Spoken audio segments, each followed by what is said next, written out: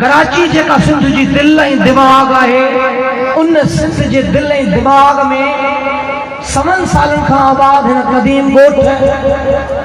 में ही शानदार जश्न लतीफ़ जो मेराबो कोठायो आहे। अवां समूरा साथी जश्न लणो खीरू लहणो अवां के मुबारकबाद हुजे। दोस्तों, जश्न लतीफ़ के हवाले से सिंध के अंदर ये रियासत पाकिस्तान साजिश तहत बक़ौमी नज़रे जे बुनियाद ते ठहियल ये बुनियाद परस्त रियासत जंहिं हितां जे तारीख़ी मतन जे तशख़्ख़ुस सां इनकार कयो, जंहिं हितां जे तारीख़ी क़ौमुनि जे शनाख़्त सां इनकार कयो, जंहिं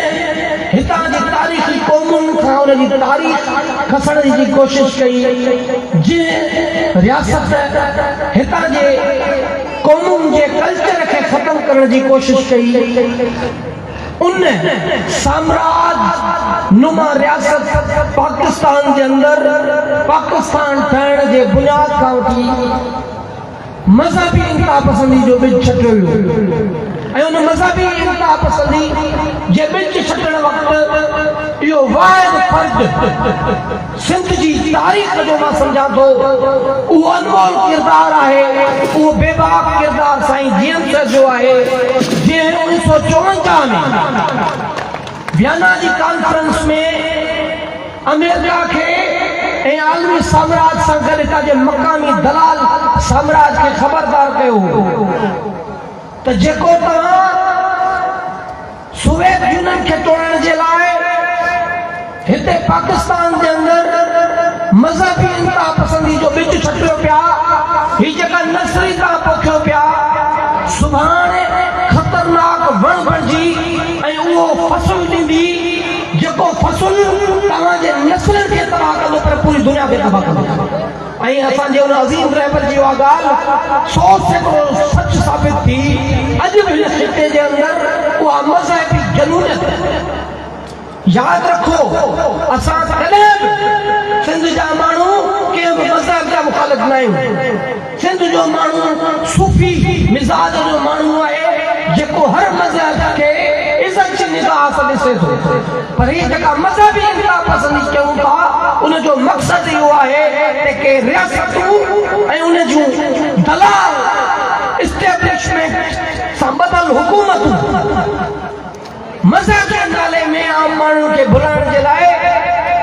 हिते इंसान जो जेको क़त्ल कनि थियूं, उन शिदत पसंदी खे रोकण जे लाइ साईं जीएम सदन खे ख़बरदार कयो त जेका नसली तव्हां ते पोखे रहिया आहियो उहा मज़हबी इंतहा पसंदी सुभाणे सॼी दुनिया जे लाइ ख़तरो साबित थींदी। उहा अमेरिका साम्राज जे सोवियत यूनियन खे ख़त्म करण जे लाइ हिते तालिबाननि खे जनम ॾिनो,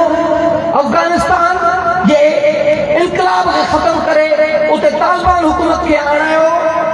उन अमेरिका साम्राज जे ख़िलाफ़ इहे मुला 9/11 में जॾहिं इस्तेमाल थिया त उन्हनि खे टोटा चवाए छॾियो, तॾहिं वरी अमेरिका जूं अखियूं खुलियूं त इहे मुला वाकई असांजे लाइ कारी नांग बणिजी चुका आहिनि ऐं उन खां पोइ अॼु ॾींहं ताईं अमेरिका उन्हनि खे मारण जे कढे वेठो आहे, पर पोइ बि सुधरण जहिड़ो न आहे। उनजो नाजाइज़ औलाद ई पाकिस्तान ऐं उनजी स्टेट ऐं रियासत ऐं हुक्मरान साॻी लाइन ते अमल पिया आहिनि। उन साॻी लाइन ते अमल कंदे सिंध जे पुरअमन खिते में जिते मज़हबी रवादारी आहे, जंहिं लाइ पैगंबर इस्लाम हुज़ूर अकरम सल्लल्लाहु अलैहि वसल्लम चयो त मूंखे सिंध मां थधड़ी हीर थी अचे, सिंध इल्म जो दरवाज़ो। उन धरती में मज़हबी रवादारी हुई छो उन धरती जे ख़मीर में लतीफ़ जो फिक्र आहे, शाइर जोक वारे जो फिक्र आहे, सचर जो फिक्र आहे, जीएम जो फिक्र आहे। उन करे उन धरती जे अंदर ही हज़ारे हमला थिया, ये तातारी तूफान, ये मुग़ल आज़म नहीं अरब आया, पर कॾहिं बि सिंध खे ज़ेर न करे सघिया, न सिंध जी सकाफ़त खे ख़त्म करे सघिया, न सिंध जी ॿोली खे ख़त्म करे सघिया, न सिंध जे अंदर मज़हबी नफ़रतुनि खे वधीक जटा करे पैदा करे सघिया। उहे कोशिशूं हज़ारनि सालनि खां वठी अॼु बि जारी आहिनि। ही बार बार सिंध के अंदर छो इन खिते के अंदर पंजाब के अंदर तहां रोज ॾिसंदा हूंदो त कॾहिं कंहिं मसीही बिरादरी के माण्हू के क़त्ल करे ज़िंदा साड़े छॾनि त कॾहिं खैबर पख्तूनख्वा में मशाल खान के शागिर्द के कूड़ी फतवा ॾेई क़त्ल करे छॾनि इहो आम ॻाल्हि हुई पर सिंध के अंदर अहिड़ा वाक़िया न थींदा हुआ उन करे हिन एस्टेब्लिशमेंट ने चोटी ज़ोर लगाए सिंध के अंदर मजहबी इंता पसंदी जो बिच छटियो ऐं हज़ारनि जे तादाद में मदरसा पैदा करे यादि रखो त सिंध पाकिस्तान जे हिन स्टेट के फ्रेमवर्क खां अचण खां अॻु में सिंध में जेके मदरसा हुआ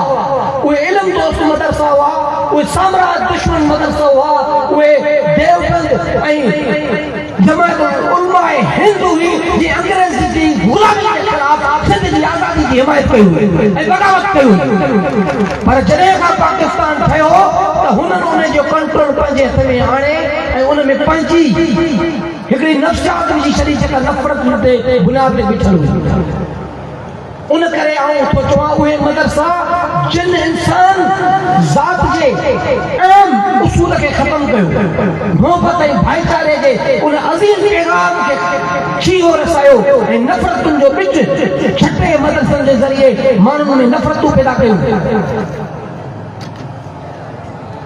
ऐं सिंध जे अंदर फ़िरके बंदी पैदा करे शियो काफ़र भाभी काफिर जड़ा नारा ॾेई हिते फिरके वारनि फसाद पैदा कया विया कॾहिं भूरे भेल जी कबर मां लाश कढी उनखे उनजी बेहुरमती कई वई ऐं अहिड़ी रीति उहो तसलसल हीअ स्टेट जेका आहे कंदी रही आहे ऐं हिते डॉक्टर शाहनवाज़ कुंवर जो वाक़ियो रुनुमा थियो उनजे ख़ात्मे जे लाइ असां वटि हिकिड़ी हला लतीफ़ जो फिक्र जीएम शहद जो फिक्र हकीकी इस्लाम जी तबलीग लतीफ़ कई आहे लतीफ़ असां खे अमन भाईचारो ऐं मोहब्बत जो जेको दर्स ॾिनो आहे जेको वतन सां हिन मिटीअ सां हिन धरतीअ सां जेका मोहब्बत जो जेको सबक़ लतीफ़ ॾिनो आहे उहो कमाल जो आहे लतीफ़ पंहिंजे माण्हूअ खे मुतहद करण जे लाइ पंहिंजे माण्हूअ खे मिड़ी मुठदी रहण जे लाइ सलाहूं थो ॾे हणण हकलण ॿेली सारण इहो मंझाई मरक हणण हकलण ॿेली सारण इहो मंझाई मरक विझन तान फर्क रुक वेंदी रांदि लतीफ़ इहो थो असांखे सबक़ ॾे त सिंध में उहो माझी मर्द उहो इनकलाबी लीडर जेको आहे उहो सभिनि खे ईअं हणे हकले ऐं संभाले खणी हले ऐं सभिनि खे मुतहद करे सघे थो बग़ैर रंग नस्ल जे ज़ात ऐं मज़हबी तफ़रीक़ जे असां समूरा सिंध में रहंदड़ जेके सिंध खे माउ कनि था उहे सिंधी आहियूं ऐं सिंध जे हिलाई पलनि जो इहो फर्ज़ आहे तो पंहिंजी धरती जी वापसी करे उन करे एस्टेब्लिशमेंट ॾिठो त ही जेकॾहिं सिंधी माण्हू मुतहद थी वियो बादशाह थियो सुजाग थियो ऐं जदीद क़ौम परस्ती जे बुनियाद ते हिकु क़ौम थी वियो त पोइ हिननि खे वधीक गुलाम न रखी सघिबो हिननि जा वसीला वधीक देर ताईं पूरे लुटे न सघिबा उन करे सिंधी माण्हुनि खे मुंतशिर कयो सिंधी माण्हुनि खे फिरके परस्ती में विरहाए छॾियो सिंधी माण्हुनि खे मज़हबी नफ़रतुनि जे यार में फसायो त जीअं उहे मज़हब जे नाले में विरहायल हुजनि उहे फिरके जे नाले में विरहायल हुजनि त जीअं उहे पाण में विड़ियल हूंदा तॾहिं असां उन्हनि जे मथां हुकुमरानी करे सघंदासीं साॻी अंग्रेज़नि वारी पॉलिसी डिवाइड एंड रूल वारे तरीक़े सां अॼु बि कार फरमाए हीअ असांखे मुंतशिर करे ऐं असां ते हुकुमरानी करे रहिया आहियूं ऐं असां ॾुंडा पट में लॻा पिया आहियूं मज़हबी तफ़रीक़ जे नाले में ऐं ॿियनि मसइलनि जे नाले में ऐं होॾां एस्टेब्लिशमेंट असांजी पेरनि जे हेठां असांजी धरती खिसकाए पई लखे एकड़ सिंध जी ज़रख़ेज़ ज़मीन हिननि बंजर करे छॾी तबाह करे छॾी ऐं गानो छा त पाकिस्तान ग्रीन पाकिस्तान इनिशिएटिव पाकिस्तान के साओ अरे लानत तव्हांजे मुंहं ते तव्हां लखे सिंध जी बेटा ज़मीन तबाह करे जेका खरपे रुपया पैदावार ॾींदी हुई रुपए की पैदावार उहा ॾींदी हुई 48 लख खां 60 लख एकड़ ज़मीन डेल्टा जी ज़राअत जी पैदावार कंदी हुई। तव्हां उहा ज़राअत तबाह करे तव्हां घणा लख था आबाद करणु चाहियो गैर आबाद ज़मीन। मतलब दुनिया जो पहिरियों फार्मूलो आहे तव्हांजे हुकुमराननि जो एस्टेब्लिशमेंट जो त तव्हां आबाद ज़मीन खे तबाह करे गैर आबाद बणाए तव्हां गैर आबाद ज़मीन खे आबाद था कयो। इहो किथां जो तुक आहे? इहो त मूंखे त सम्झ में नथो अचे। सम्झ अचे बि थो समझे ये अचे थो त हुननि बणायो असांखे गुलाम आहे। हुननि सिंध खे कानूनी बणायो आहे। उन करे हू त चाहींदा त पंहिंजा बि भरजनि। छा चोलिस्तान में जेके ही 6 केनाल जी स्कीम आहे ही चोलिस्तान में जेके केनाल ठाहिनि था उहे के उतां जे चोलिस्तान जे माण्हुनि जे लाइ उन्हनि जी का ज़मीन आबाद थींदी आहे। बाबा इहा भुल आहे। उन्हनि माण्हुनि खे ख़बर हुजणु घुरिजे त ही कॉर्पोरेट फार्मिंग जे नाले में जेका ज़मीन वधी पई वञे उहा पाकिस्तान आर्मी पई वठे ऐं ही मल्टीनेशनल कंपनियूं पई वठनि जेके कब्ज़ो करे तव्हांजे माण्हुनि खे वधीक गुलाम बणाईंदियूं ऐं असांजी धरती खे गुलाम बणाईंदियूं। ही सिंधु दरिया जिते ही केनाल ऐं डैम ठाहिनि था ऐं उन्हनि खे ॿुधाइणु चाहियां थो त ही सिंधु दरिया असांजो उहो अज़ीम दरिया आहे जंहिं हिन सिंध वतन खे तकलीफ़ कयो आहे। जे पंहिंजे घर पे तन मिट्टीअ जे उन ज़रनि सां उन लट सां धरती खे ठाहियो हिन ज़मीन खे पैदा कयो आहे। न सिर्फ़ सिंध खे पैदा कयो आहे पर सिंध जी शानदार तहज़ीब मोहन देणे जी अदावत जेका आहे उन दरिया कई आहे। उहो दरिया जंहिंजे पाणीअ ते असां जियूं था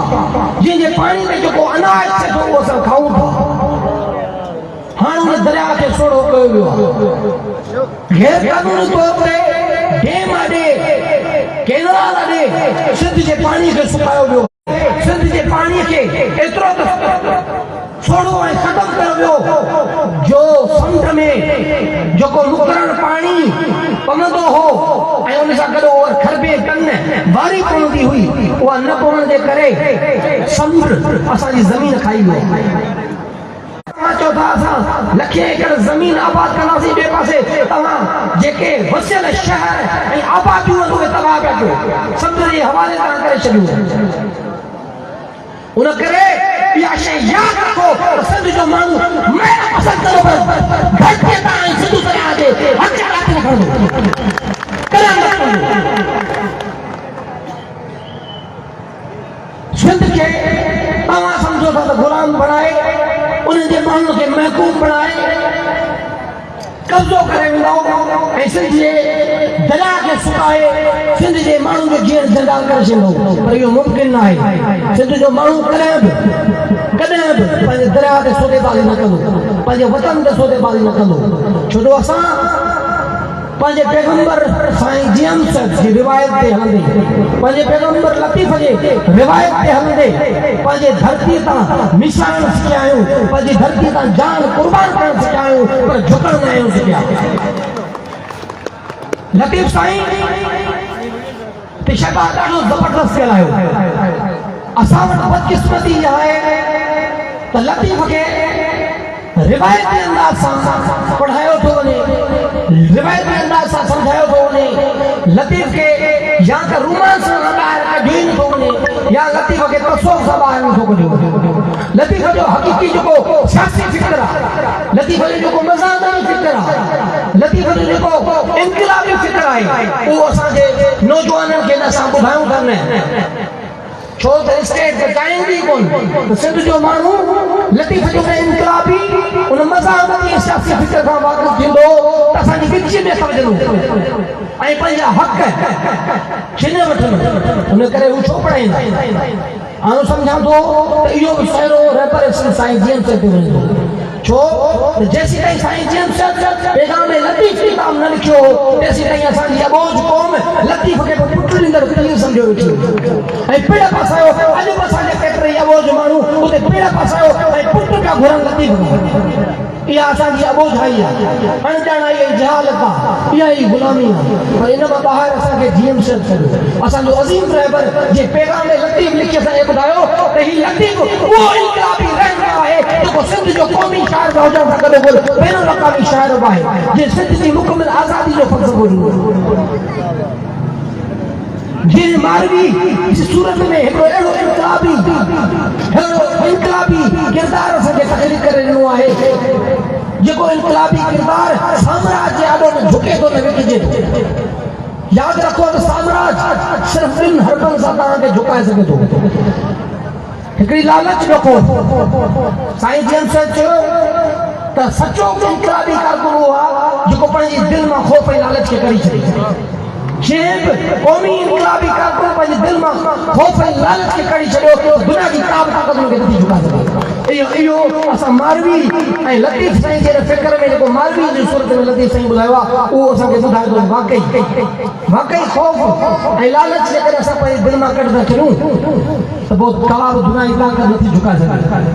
मारवी सिंध जो उहो इनकलाबी किरदार आहे जेका वतन जी आशिक़ आहे, पंहिंजे माण्हुनि सां मोहबत थी करे, पंहिंजी धरती सां, पंहिंजी मिट्टी सां, पंहिंजे कल्चर सां, पंहिंजी ॿोलियुनि सां, पंहिंजी सक़ाफ़त सां। ऐं उमर साम्राज्य जेको हुनखे अॻुवा थो करे, उहा मां सम्झां थो त मारवी हुन दौर जो पहिरियों मिसिंग पर्सन किरदार आहे। खमे गुमटियल उहो पहिरियों किरदार आहे जेके उमर बादशाह कोर्ट में कैद करे अज़तूं ॾिनियूं, लालच ॾिनियूं, पर हू वतन ऐं मिट्टी धरती जे माण्हुनि ते क़ुर्बान थी पर झुकी। हुन चयो त तुंहिंजूं महल माड़ियूं कुझु बि न आहिनि, मुंहिंजे कखावनि घरनि जे आड़ो तुंहिंजूं महल माड़ियूं टके ज़रे बराबरि न आहिनि। तॾहिं त चई त इहो न माण्हू रीत जीअं सेण मटाइनि सोन जी अची अमरकोट में कंदसि कान कुरीत पखनि जी प्रीत माड़ियुनि से न मटिया। इहे जेका पखनि सां मोहबत आहे उहा मायुनि खे ॾिसी करे न मटींदसि। जी हा जिते हा मूं मारू मञिया, मूं जहिड़ियूं मलीर में टूंडियुनि मोक बिहा, मुंहिंजी आह इहा किरह किराईंदी कोट खे। हू कोटनि खे किराइण जी ॻाल्हि थी करे ऐं पंहिंजनि माण्हुनि सां वचन जी ॻाल्हि थी करे। पंहिंजे माण्हुनि सां मोहबत जो वचन हू चए थी जॾहिं ख़ुदा इंसान खे तकलीफ़ करे पोइ पुछे पियो त छा मां तुंहिंजो रब न आहियां, उन वक़्त खां जॾो चए थी त मुंहिंजो जेको रिश्तो आहे पंहिंजे माण्हुनि सां, पंहिंजी क़ौम सां, तॾहिं खां आहे त अलस्तु बिरब्बिकुम जॾहिं कन पियो, अलस्तु बिरब्बिकुम जॾहिं कन पियो, कालू भला कलबसी तॾहिं कयो तई देर कयो वचन वेड़ी चंस, उन वक़्त मूं वचन कयो वेड़ी चंस। हू लतीफ़ साईं असांखे इनकलाबी पैगाम थो ॾिए त तव्हां लालच ते न हलिजो। जॾहिं इनकलाबी कारकुन पंहिंजे अज़म ऐं इरादे ते बीठो हूंदो आहे ऐं लालच ते न झुकंदो आहे, न हिलंदो आहे, त ॿियो हरबो हूंदो आहे ख़ौफ़ जो, ईज़ा जो, तकलीफ़ जो, ॾाढ जो, ज़ुल्म जो, जेको अॼु असांजो इनकलाबी कारकुन पठान खान ज़ुरानी खां वठी करे अयूब कांदड़े ताईं, अयूब कांदड़े खां वठी करे एजाज़ दाहे ताईं, एजाज़ दाहे खां वठी इंसाफ़ दाहे ताईं सभई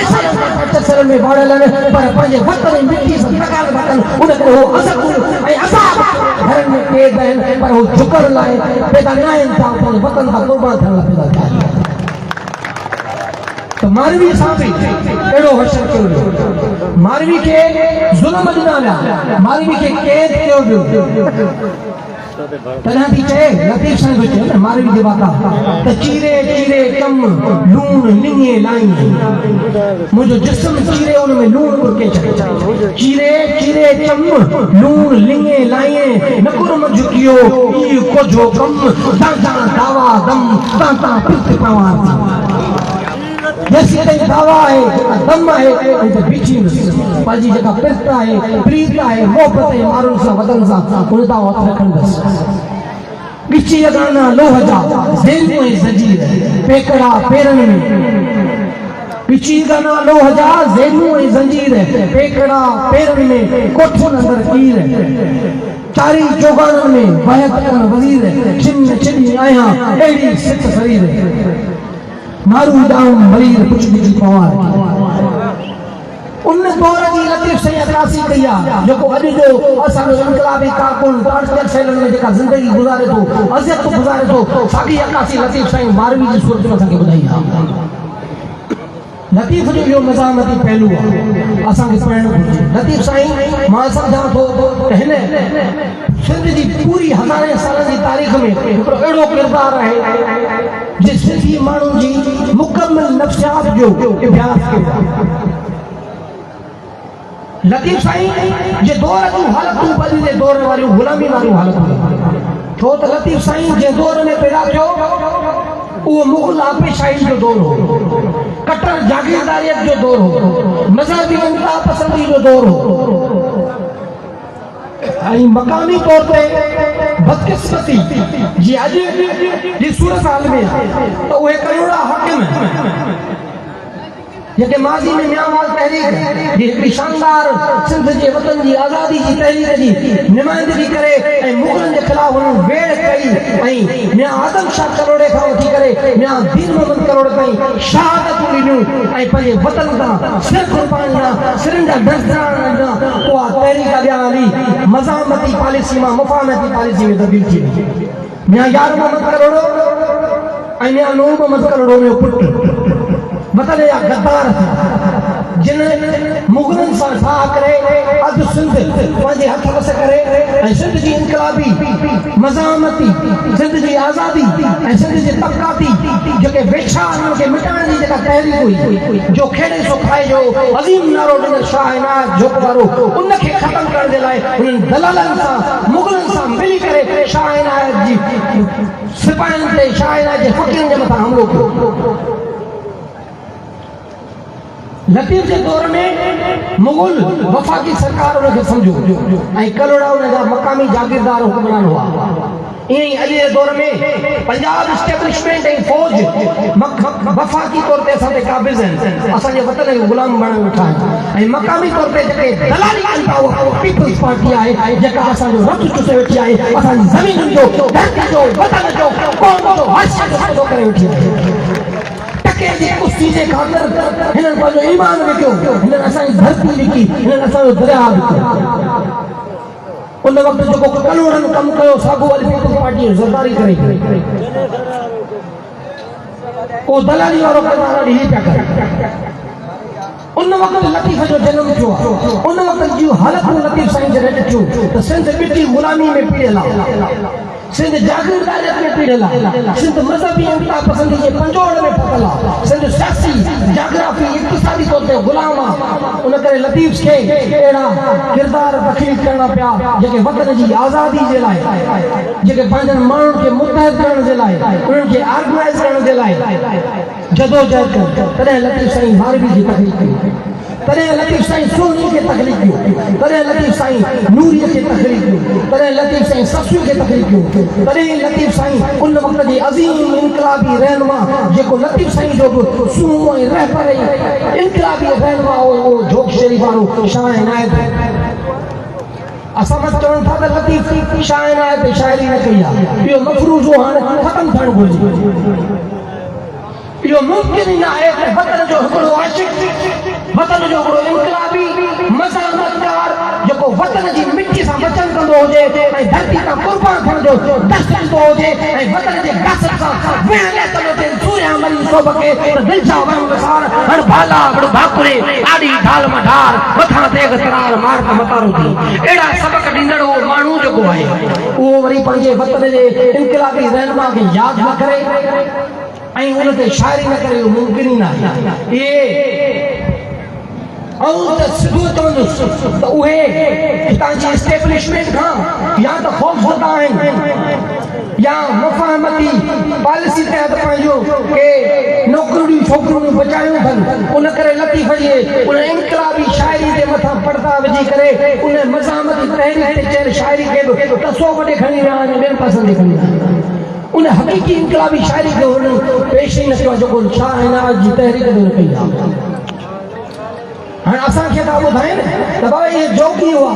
जेके पंहिंजो पाण पिया इलाज कनि। मूंखे ॿुधायो न कि जोगी आहिनि फ़क़ीर जेके भिक्षा जेको ख़ैरात था वठनि दरवाज़ो खड़काए उन्हनि खे कहिड़ी ज़रूरत आहे त इलाज बितला कंदा हूंदा, उहे त सरेआम पिया इलाज कराईंदा तकलीफ़ खोड़, उन्हनि खे कहिड़ी तकलीफ़ आहे। बाबा ये इनकलाबी गोरी ना हुआ, वतन जा आशिक़ शाइर तहरीक जा इनकलाबी हुआ जेके जंग में ज़ख़्मी हालतुनि में दरबदर को झंझले पकड़ो तने त लतीफ से उन ला चयो सो यमन करान में कानारिया कुंकन जनी लोह लिंगन में उए कुरान वारा कुंकन था की जनता जिनके उए लोह जके जिस्म में टूपियल कानारिया कुंकन जनी लोह लिंगन में मोहब्बत जे मैदान में पया लाल लुछन पाणे मदन पटियूं पाणे टिकिया कन वटा वाढोड़े रही ये जके वठियल निकला भी उन्हनि वटा रही लती इहो तो पैगाम लती पर चयो त रही अचजे रातड़ी तिन वाढोड़े में बटाए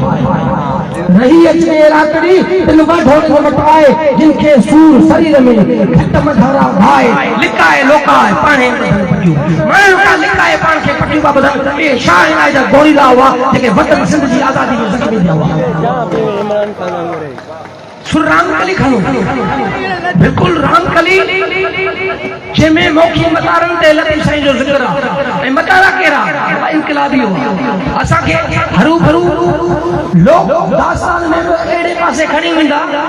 जिजो को समाजी कार्य जी नथो भिड़जे बाबा असां वटि इब्तिदाई तौर ते जेका असांजी इनकलाबी तहरीक आहे उहा लोक अदब जी ज़रिए सां पेश थी आहे इहे भट भान चारण हुआ जिन सिंध जी तारीख़ खे इन्हनि किस्सनि में इन्हनि वाक़िअनि में ज़िंदा रखियो आहे उहा अलॻि ॻाल्हि आहे त उन में ॾंड कथा खे शामिल कयो वियो आहे ॿिनि मुल्कनि जा जासूस ऐं काफ़िला ईंदा हुआ उन्हनि जी जासूसी करे उन्हनि खे विंदराए उहे ख़बरूं उन्हनि मतारनि खे ॾींदी इहे मतारा इनकलाबी हुआ ऐं हू शराब खानो हलाईंदी माना उन वक़्त जूं औरतूं ऐं सिंध जी तारीख़ भरी पई आहे हुर तारीख़ सॼे खां वटि भरी पई आहे इहो हुर जूं उहे औरतूं जेके हूं उन्हनि मज़ाहमत कई उन्हनि गोरिला तंत्र जी जंग कई वेड़ कई ऐं उन्हनि जासूसी करे दुश्मन जी फ़ौज में घेरी करे उन्हनि उहे सॼी जासूसी करे हुननि खे ॾींदियूं ऐं अंग्रेज़नि टोटा उन्हनि चबाया त चंद्रगुप्त मौर्य खां खणी अचो कहाणी चंद्रगुप्त मौर्य हिन खिते जो हुक्मरान कयो जॾहिं सिकंदर आज़म सॼी दुनिया खे फतह करण जो ख्वाब खणी सिंध में दाख़िल थियो हो त वध में वध जेका हुनखे मज़ाहमत मिली उहा सिंध में मिली हुनखे मजबूत थी ज़ख्मी थी नीम बेहोश थी मरण वारी हालत में पाण खे खणाए भॼो ऐं रस्ते में मरी वियो इहे सिंध जा उहे इनकलाबी हुआ उहो मोसी खानस हो जेको माछी हो माछी पकड़े जो बादशाह हो उहो उन सां मज़ाहमत कई राजा पुरस्कार सां बग़ावत कई त सिंध जे जोधन जेको चंद्रगुप्त मौर्य जी सूरत में उन्हनि बग़ावत कई उन्हनि वेड़ कई उन दौर में न सिर्फ चंद्रगुप्त मौर्य जिनजी तरबियत राजा चाणक्य कई कोटलिया तक्षशिला यूनिवर्सिटी उस्ताद हो जेको जंगी फन जो माहिर हो उन गोरिला तंत्र जी हुन तरबियत कई ऐं उन गोरिला तंत्र में हुन अहिड़ियूं छोकिरियूं ट्रेन कयूं जेके उन वक़्तु ज़ाहिरी तौर ते प्रोस्टिट्यूट जो धंधो करे उन फ़ौजियुनि खां सॼी इंफॉर्मेशन वठी इनकलाबियुनि खे ॾींदियूं कहिड़ो इक़्तिदार मोखी हुई जेको सॼी इंफॉर्मेशन ॾींदी पर वरी जॾहिं मोखी उन दुश्मन जे हथ में विकिजी वई उन दुश्मन जे हथ में विकिजी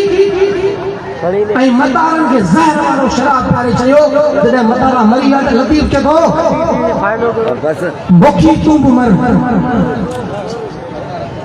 मतारा मरी विया मोखी तूं बि मर पहिरियों ॾोस त मर केरु संगो में मतिलबु लतीफ़ उन मोखी खे पहिरियों इनकलाबी ॻाए पियो उनखे भेटा पियो ॾिए जेसीं ताईं हुन इनकलाबी किरदार अदा कयो पर जॾहिं हुन गदारी कई त लतीफ़ हुनखे कावड़जी पियो हुनखे चयो तूं मर ज़रूरत न आहे तूं अहिड़े अनमोल भटन खे तूं क़तल कराए मारे छॾ त लतीफ़ हर इनकलाबी किरदार खे ॻायो आहे शाह इनायत में तहरीक में रामकली जा केतिरा ई बैत अची था वञनि कयम कापड़िन जी पहिरें ॾींहुं परूर त सघा साहितन हिकिड़ी चारई पैर चूर कयम कापड़िन जी पहिरें ॾींहुं परूर त सघा साहितन हिकिड़ी चारई पैर चूर हुन सनासी में सूर जोगी सां ज़रूरु लिखा भरूं इहा लिखा भरूं लोक वारी इनकलाबी तहरीक आहे जिते बदर अबड़े शानदार किताब सुनियो शाह लिखियो आहे जंहिं हुन दलीलनि सां साबित कयो आहे त इहा उहा इनकलाबी शाह इनायत जी तहरीक हुई जिन गोरिला शहीद थियण खां ऐं कुझु बची विया हुआ जेके ज़ख़्मी हालतुनि में माण्हुनि में लिखंदा पिया वॻा हुन पंहिंजो पाण इलाज कयो त अहिड़ी रीति जीअं शहबाज़ खान खे ॿुधायो त जेको केॾारो आहे लतीफ़ साईं जो उन केॾारे में जेके हथनि सां बेत जेके सिंध जे पस मंज़र में बेत आहिनि बाबा उहे अरबन जी करबला सां लॻापियल न आहिनि उहे सिंध जी करबलाउनि सां लॻापियल आहिनि छा शाह जी उन इनकलाबी तहरीक में जंहिंमें 26,000 सिंध जा इनकलाबी शहीद था हुजनि उहा करबला खां घटि हुई छा उन करे लतीफ़ साईं करबला में न सिर्फ़ु उन अकी इस्लामी करबला वारे वाक़िए खे कोट कयो पर वतन धरती जी करबला खे भेटारी ॾिनी आहे ऐं उन में बेत ॾिना आहिनि घोड़नि बोतल जीअं थोरा ॾियण कॾहिं मुंहिंजे पुट कॾहिं राई ॾिण जा या भॻो ऐं चूहा मारियो तोसां कांध मुंहं में धकड़ा सेकीअ ते सुआ तापुड़ लॻे करण जे होश पुट में इहा सिंध जी रिवायत आहे इहा सिंध जी औरत आहे उहा मां सम्झां थो त उहा औरत आहे जो जॾहिं बोधे सूरे जंग जो तबल वॼायो त हासो सोचो हिकिड़ो सिंध जो इनकलाबी किरदारु आहे जेको साईं हारिस साहब जी जे ॻोठ में रहे थो बाउरी में उन बाउरी जे भरिसां उहा हासे करे स्टेज में मौजूदु आहे उहो हासो सोचो पगमट यारो हो दोतो जो जॾहिं हू प्यार जा प्रणा करे पंहिंजी घरवारी सां फेरा पिया ॾिनई त ख़बर पयसि सिंध वतन ते ॾुखियो दौर आयो आहे ऐं जंग जो तबल वरितो आहे मुंहिंजे यार दोते सॾियो आहे त पंहिंजो जेको कुंवार सां पलो ॿधल आहे उहो तलवार सां कटे वञणु लॻो उनजी बहादुर वञी हुनखे चयो त असां जेकॾहिं वतन सिंध जे ख़ातिर सीने ते घाव आई आहे त मां फ़ख़ुर सां तुंहिंजी छाती चुमंदुसि पर जेकॾहिं पठ में हथ खाई वॻे त पोइ सम्झ मां तुंहिंजी भेण आहियां हुन तानो ॾिनई मां सम्झां थो लतीफ़ जो इहो बेत उन किरदार ते ठेके थो त भॻो ऐं नचूं मारियो ॾिसां कांध मुंहं में धकड़ा सेकीअ ते सुआ तव्हां पुण लॻे वञा जीअं हो इहो उन किरदार जो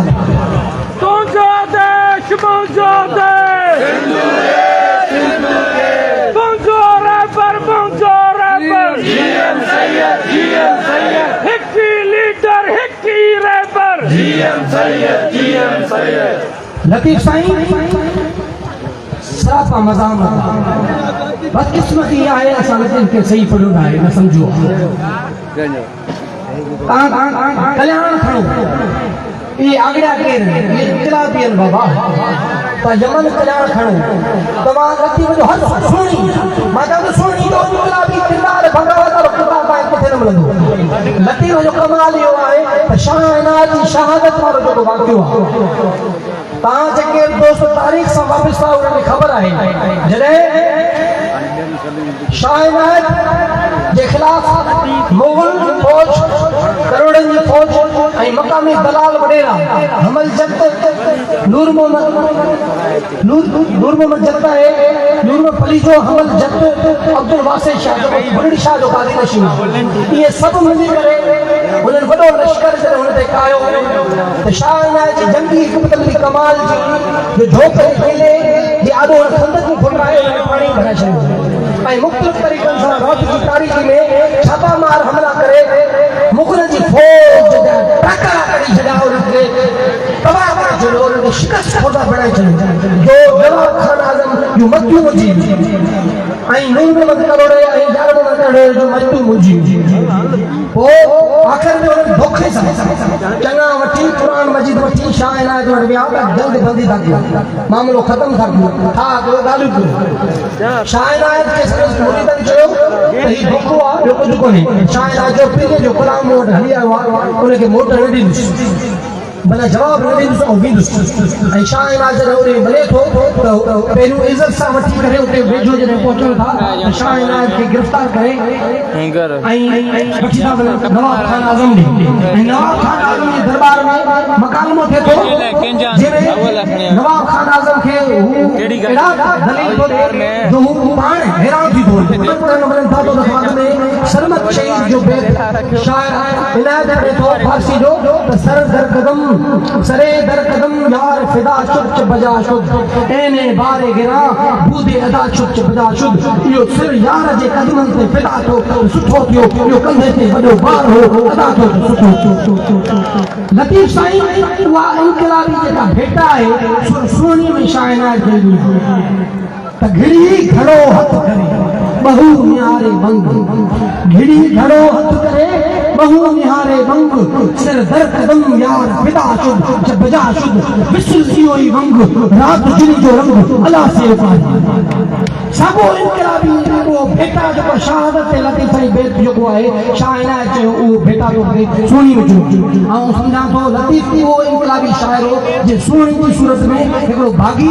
एकड़ो इनकलाबी किरदार पेश कियो है जे समाजी बुजुर्ग रितुम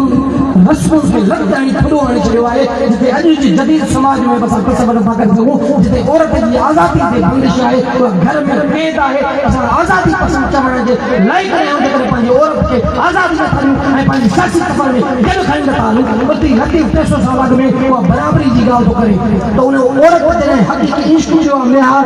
ऐं उनजे माइट खे ज़बरदस्ती उनखे पढ़ाए दम सां छॾियो ऐं पोइ हू पंहिंजे उन दम खे छॾे करे पंहिंजे महबूब सां मिलण थी वञे त लतीफ़ उनखे इश्क जी अलामत करे थो पेश करे त सियारे से रात में जा घड़ी वसंदे हुयूं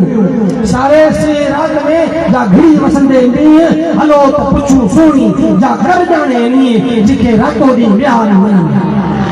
इश्क जो सारे जी सख्त तरीन रात जंहिंमें कि बस वरी न थको तव्हां ॿाहिरि निकिरो मथां बरसात थी पई तेज बरसात थी पई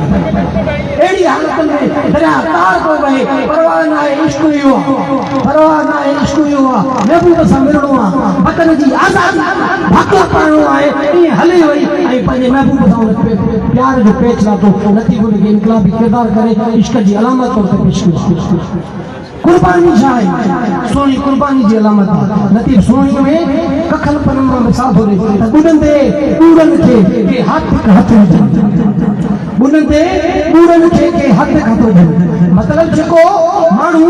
बुडंदो आहे त पोइ पाण खे बचाइण जे लाइ कपर ते जेके कख पन गाह हूंदो आहे उनखे बचाइण में हथ विझंदा लतीफ़ उनजे किरदार खां वाक़ुफ़ थो करे त उहे गाह थियो इनकलाबी उहो आहे जेको उन गाह नुमा आहे जेको कुर्बानी ॾियण जाए कीअं थो कुर्बानी ॾिए गाह त ॿुॾंदे ॿूरनि खे हथ विझनि पसियो लज लतीफ़ चे केॾी खे कनि तोणे कंधीअ कनि न त साण वञनि सीर में या त उहे तव्हांखे बचाए कंधीअ कंदियूं न त तव्हां सां गॾु पड़ती लुड़ी इहो इनकलाबी ॿूरनि जो किरदार आहे त लतीफ़ सोनी में थो ॿुधाए जीअं शहबाज़ ॿुधायो त लतीफ़ जो कमाल इहो बि आहे त लतीफ़ बादशाह खे फ़क़ीर बि बणाइण ॼाणे थो लतीफ़ चए थो त हक़ीक़ी बादशाह उहो आहे जेको पंहिंजो रुतबो ऐं शान ऐं पंहिंजो मसलस छॾे करे अची आम माण्हू सां आम थिए उहो हक़ीक़ी इनकलाबी लीडर आहे ऐं उहो मां सम्झा थो असांजो रहबर अज़ीम साईं जीअं सघिबो जंहिं पंहिंजी जागीरदारी हलारे जेका ज़मीन छॾे करे ऐं पंहिंजे मुरीदनि खे चयो थी बाबू मां तव्हांजो मुर्शिद आहियां ऐं तव्हां मुंहिंजा मुरीद आहियो तव्हां ऐं मां हिकु क़ौम जा माण्हू आहियूं ऐं असां आशिक़ आहियूं तव्हां ॿुधा महबूब आहियो मां तव्हांजा आशिक़ आहियां जॾहिं चाचे हफ़्ते हुनखे चयो कौन तुंहिंजो क़दुरु न कयो आहे कौन तुंहिंजो क़दुरु न कयो आहे पोड़ा ऐं तूं पोइ बि छितो लॻो पियो आज़ादी कढे बाबा महबूब माण्हू न करे त महबूब छाजो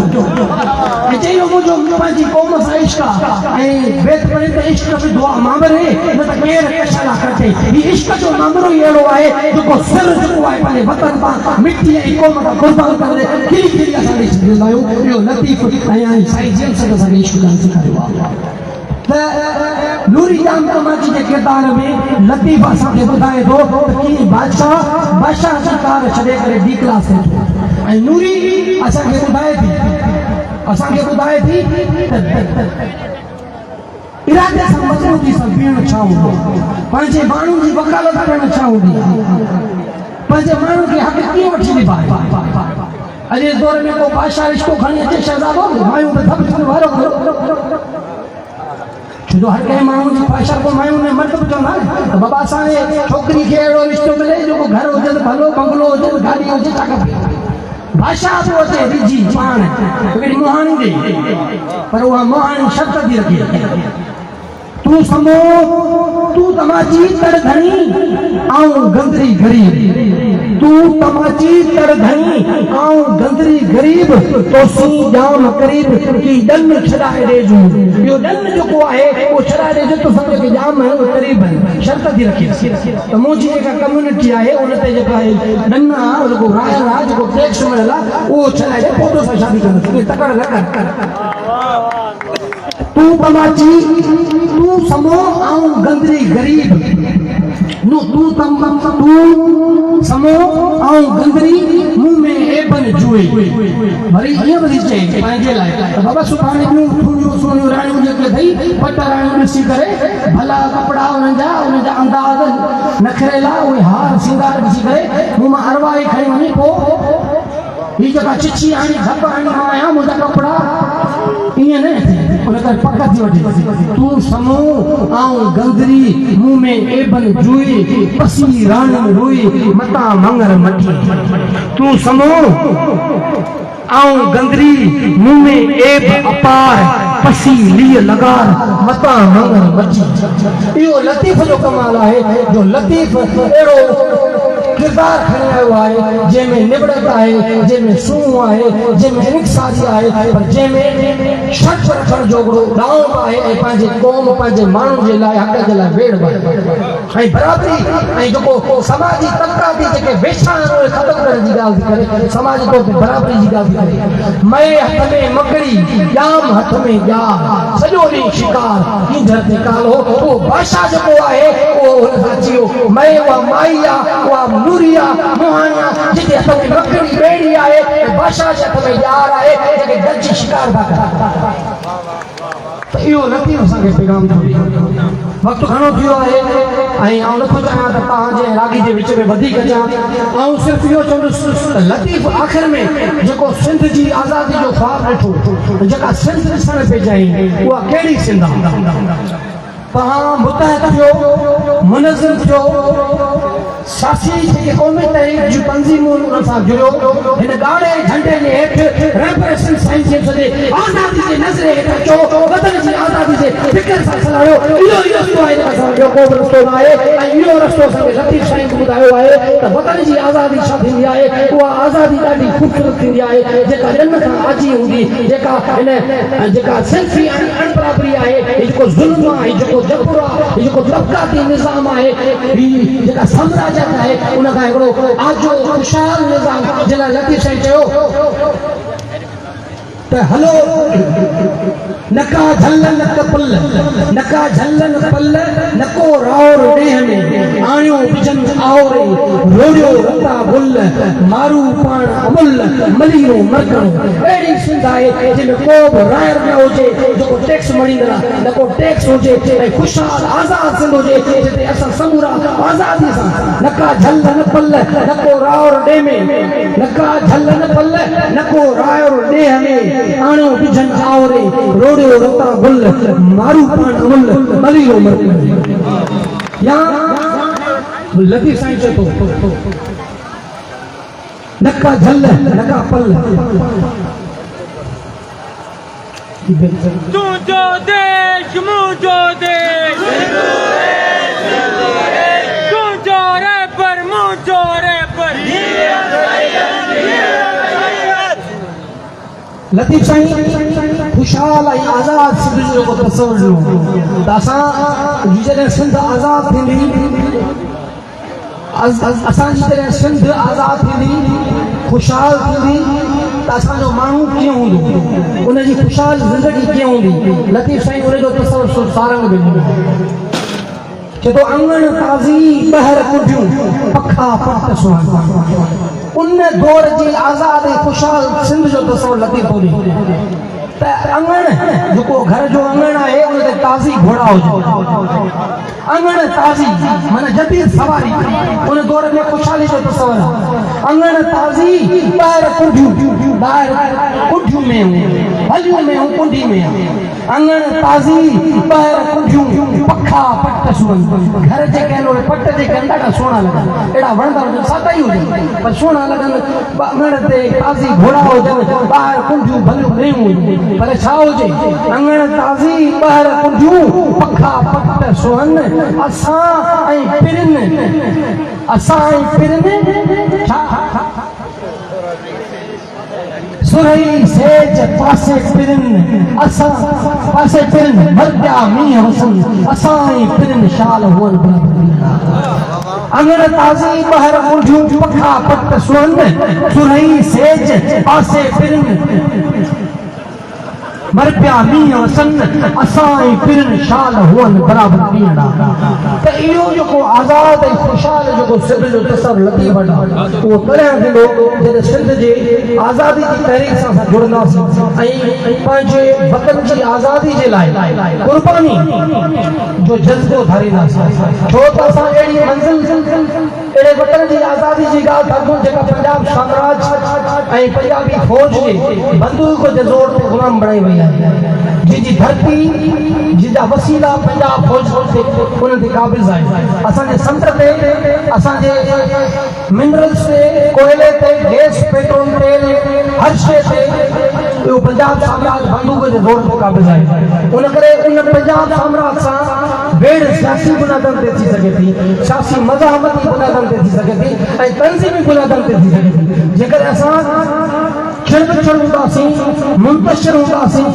गैर मुनज़िम हूंदासीं त कॾहिं बि पंहिंजे वतन जी आज़ादी न छॾंदासीं उन करे साईं जेम्स असांखे इहो ॾिसणो त पाण मुनज़िम थियो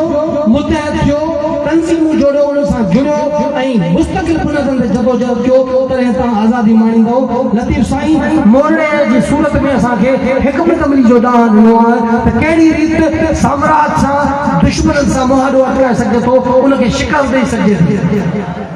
ऐं लतीफ़ ते ॾाढी ज़बरदस्त परख कई आहे आख़िर में मां इहे ॿ टे बेट थोरो मिसाल मोरड़े जो ॾेई पंहिंजी जॻह वठंदुसि त छो त असांखे ज़रूरत आहे हिकमत अमली जी ॾांहुं जी कंहिं ॾाहे चयो आहे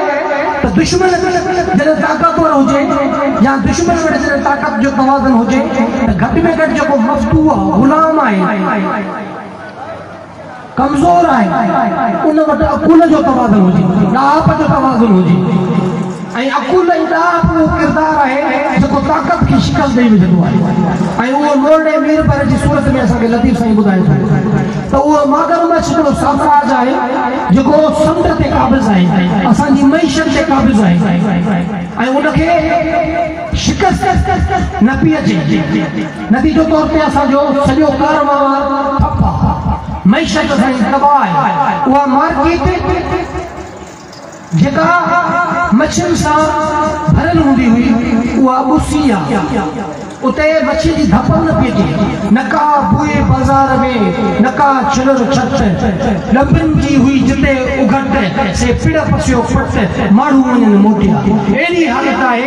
त जिते डंबरी मच्छी जेका लाटा दाग में हूंदी हुई उहे छिलर हूंदा हुआ उहा मच्छी जी धप हूंदी ख़ुशबू असांखे नज़र ई कान थी अचे ऐं माण्हू जेके आहिनि उहे जेके वापारी उहे ख़ाली बाज़ार ॿुसी ॾिसी करे वापसि मोटी पवनि उन साम्राज्य उन मगरमच्छ जे ख़ौफ़ जे करे असांजो वापारु ख़तमु थी वियो आहे असांजी मईशत ग़ुलाम थी वई आहे ऐं पोइ जॾहिं मोरड़े जा भाइर जेके जिस्मानी तौर ते ताक़तवर हुआ समुंड जा बि ॼाणू हुआ पर हिकमत अमली ऐं ॾांहं जे खोट जे करे अजाई जेका बहादुरी आहे अजाई जेका जज़्बातियत आहे उहा बि तव्हांखे नुक़सानु ॾींदी आहे लतीफ़ असांखे मिसाल थो ॾिए त जज़्बातियत बहितर अमल आहे बहादुरी बहितर अमल आहे पर जेकॾहिं बहादुरी ऐं जज़्बे में अकुल शामिल थी वञे त पोइ चवंदो सोने ते सुहागो ऐं उहो अहिड़ी शइ हूंदी आहे जेका केॾी बि वॾी ताक़तवर जेका दुश्मन कुवत हुजे उनखे शिकस्त ॾेई सघे थी जॾहिं मोरड़े जा भाइर अकुल खां आरी थी करे हिकमत अमली खां सवाइ बग़ैर प्लानिंग ऐं रिथा जे उन मगरमच्छ जो शिकार करण विया त उनजो शिकार थी विया उहे सभई मारिजी पर मोरड़ो जेको जिस्मानी तौर ते माज़ूर हो उन अकुल ऐं ॾाहप खां कमु वरितो पंहिंजे समूरी कम्यूनिटी खे मुनज़िम कयो ऑर्गेनाइज़ करे तंज़ीम ठाहे लोही पीअणो ठाहे उन में कात हणी ऐं उन मगरमच्छ खे मारे शिकस्त ॾेई पंहिंजे मईशी ज़रिए खे आज़ादु कयईं पंहिंजे भाइरनि जो बदिलो बदिलई इहो लतीफ़ साईं चवंदो त हिकु मतिलबु इहा आहे त ऐं लतीफ़ साईं उन ते उन्हनि जी ख़ुशी ऐं उन्हनि जी फतह ते चयो त घोरींदे घोर पिया अघोर घोरियाऊं घोरींदे घोर पिया अघोर घोरियाऊं मेकर मारियाऊं मलान मुंहुं संगा सभु